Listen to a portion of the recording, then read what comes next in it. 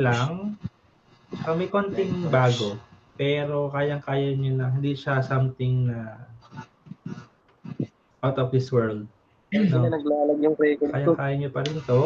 Pero isinama ko kasi siya sa quiz. Kaya dito ko siyang i-discuss ng konti before. Okay? Oh Start shit. tayo. Not good.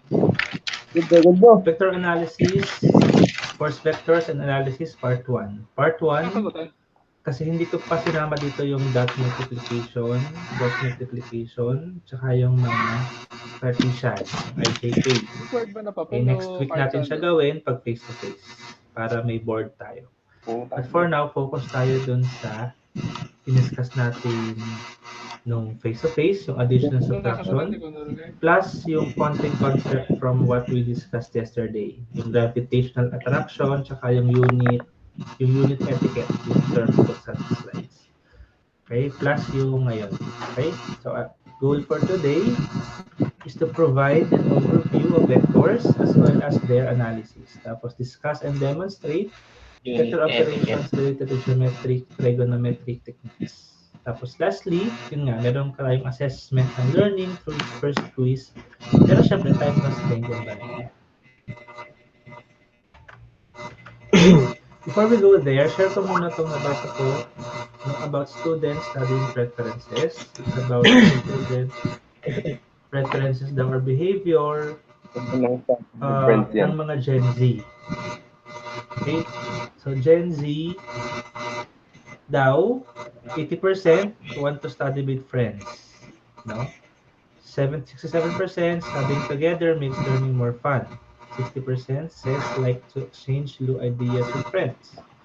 52% says they like to help their friends learn. And 40% says they study with friends in person and online. Okay, so I think bottom line nito, studying is for Gen Z is more of a social thing.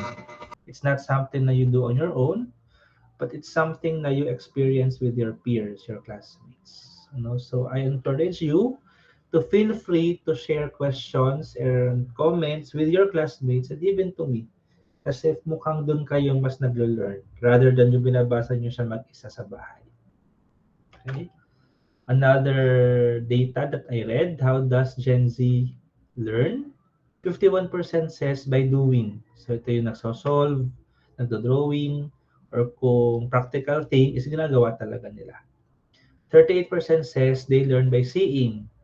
Nagbabasa ng material, nagbabasa ng booklet, libro, nagbabasa ng PowerPoint, no? As in basa lang.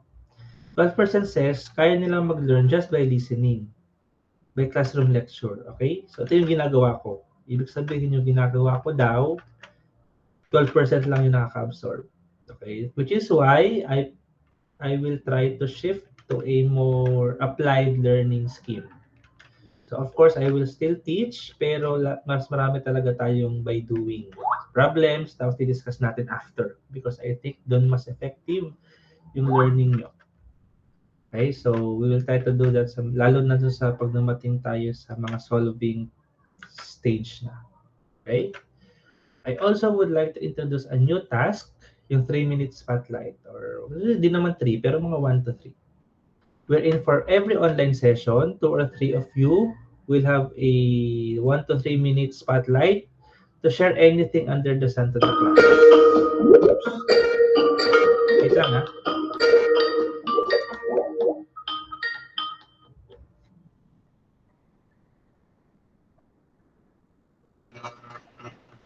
Tinawagan pa ni Vinci.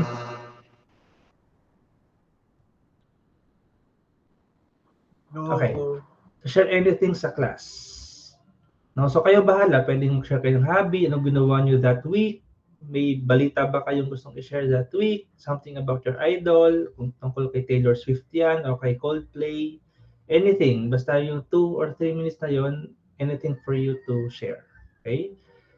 Ang goal ko dyan is for you to, well, pag discussion tayo, at least meron tayong break na konti. Plus, for you then to share something about yourself that your classmates will learn about you. Since this is more about opening up and feeling safe, na anything you share would be accepted by everyone. Okay? So I will assign the people who will share it a week before. Tapos, If kailangan, pwede naman magkwento lang kayo.